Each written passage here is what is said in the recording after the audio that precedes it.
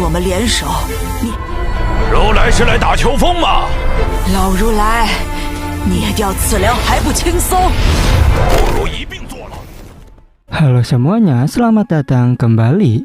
Apa kabar kalian semua? Semoga baik-baik saja. Pada video kali ini kita akan membahas spoiler Donghua yang berjudul Tales of Herding Gods. Baiklah, daripada kalian semua penasaran, mari kita mulai saja pembahasan spoiler untuk episode kali ini. Tanpa berbasa-basi lagi, langsung saja kita mulai videonya. Cerita ini berlanjut.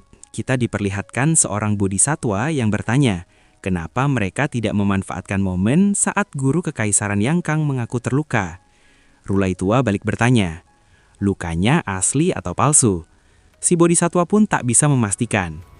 Rulai tua lalu berkata, mereka sudah kalah dan ada yang tewas karena percaya kabar itu. Guru kemiskinan dan yang lain pucat.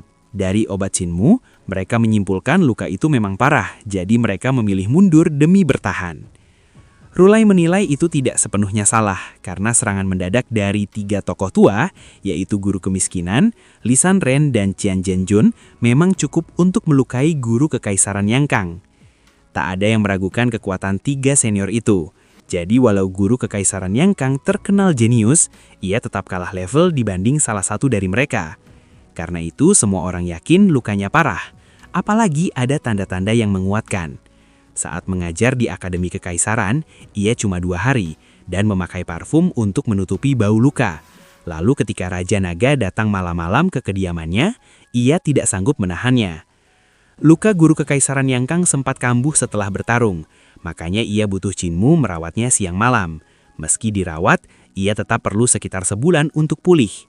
Semua ini dianggap bagian dari rencana gelap sejak awal, seolah ada 2 pilihan, padahal sebenarnya cuma 1 jalan yang sudah disiapkan.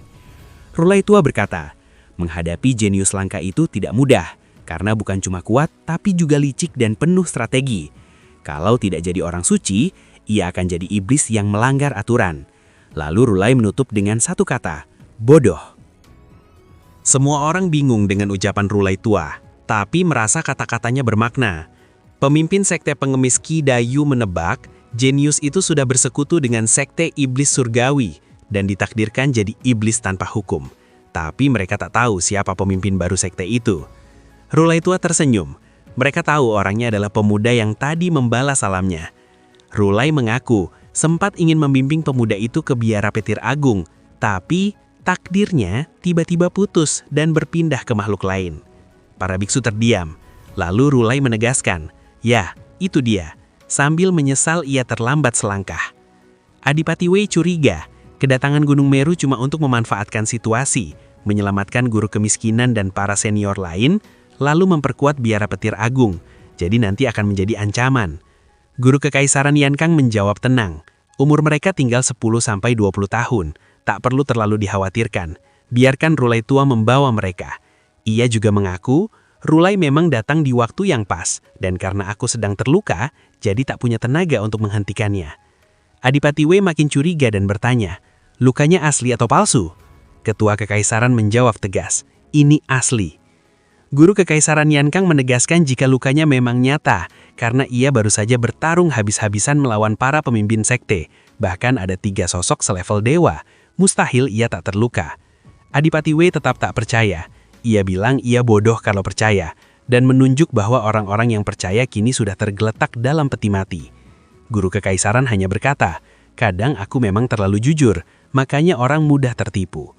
Adipati Wei lalu menatap peti mati dan berkata, mereka akan tahu siapa mayat itu saat kembali ke ibu kota. Cukup lihat pangeran tua mana yang mendadak mati. Adipati Wei berbisik bahwa ada konflik di keluarga Ling dan mungkin juga menyentuh Ibu Suri, lalu memancing guru kekaisaran Yangkang untuk merebut Nahta. Sang guru hanya menatap tajam. Adipati Wei segera menjelaskan, ini bukan idenya. Posisinya sudah setinggi mungkin, dan setelah menumpas pemberontakan, kaisar tak punya cara lain untuk membalas jasanya selain menyerahkan tahta. Guru kekaisaran Yangkang menampik. Ia dan kaisar bersahabat dekat, tak mengejar pujian, hanya ingin meraih cita-cita seumur hidupnya. Adipati Wei menambahkan bahwa itulah yang membuat kaisar cemas. Tidak memberi hadiah akan mengecewakan banyak orang, tetapi tak ada harta atau kehormatan lagi yang sepadan dengan jasanya. Adipati Wei memaparkan bahwa meski kaisar mengenalnya, putra mahkota kelak belum tentu mau membalas jasanya. Para senior yang mengikuti sang guru ingin ia naik tahta agar mereka ikut dipromosikan. Bahkan Ibu Suri lebih cemas soal nasib mereka ketimbang dirinya sendiri. Guru Kekaisaran Yangkang menepisnya, menegaskan ia berjalan di jalannya sendiri dan hanya meminta Adipati Wei menumpah sisa pemberontak. Sementara, ia akan mencari Kinmu untuk mengobati luka yang memang benar-benar dideritanya. Adipati kebingungan menanyai lukanya, tetapi sang guru melambaikan tangan dan pergi tanpa menoleh. Kinmu turun dari gunung bersama Chen Wanyun, Yue Qinghong, dan Naga Kilin. Sementara para kepala aula dan penjaga kiri kanan sekte iblis surgawi sudah mengaktifkan bendera teleportasi mereka. Di kaki gunung, mereka bertemu guru Kekaisaran Yangkang yang wajahnya pucat dan mengaku terluka. Naga Kilin sempat menahan tawa hingga dihajar pandangan sang guru. Kinmu curiga dan bertanya apakah lukanya nyata. Sang guru menegaskan, itu nyata. Urat di dahinya menonjol, sehingga Kinmu akhirnya menerimanya. Bekas kota Dasiang yang rata, tinggal kota kosong. Karena tak ada toko obat, Kinmu dan rombongannya kembali ke kota kabut tersembunyi. Kota yang sering muncul dan lenyap diselimuti kabut dari danau terdekat. Di kantor pemerintah di sana, Kinmu memeriksa kondisi guru Kekaisaran Yangkang dan menemukan lebih dari 100 luka. Kebanyakan luka dalam, bahkan ada serangga berbisa. Dan harta ilahi sang guru ikut terluka, meski kekuatan kultivasinya menekan kerusakan. Luka di masing-masing harta ilahi, dari embrio roh sampai jembatan ilahi, serta luka pada jiwa sangat sulit diobati, menjadikannya ujian berat bagi ilmu medis Kinmu, walau luka luar tidak terlalu parah. Kinmu mengobati guru Kekaisaran Yangkang dengan jarum perak, lalu bertanya, apalagi hadiah yang bisa kaisar beri? Sang guru menjawab singkat, tidak ada. Kinmu menimbali, kalau begitu, ambil saja, sambil terus menusuk jarum dan menanyai soal orang di rumah, harta, sampai keluarga. Sang guru bilang ia hanya punya beberapa pelayan dan pengawal tua, gaji bulanan sudah cukup, dan tak butuh keinginan.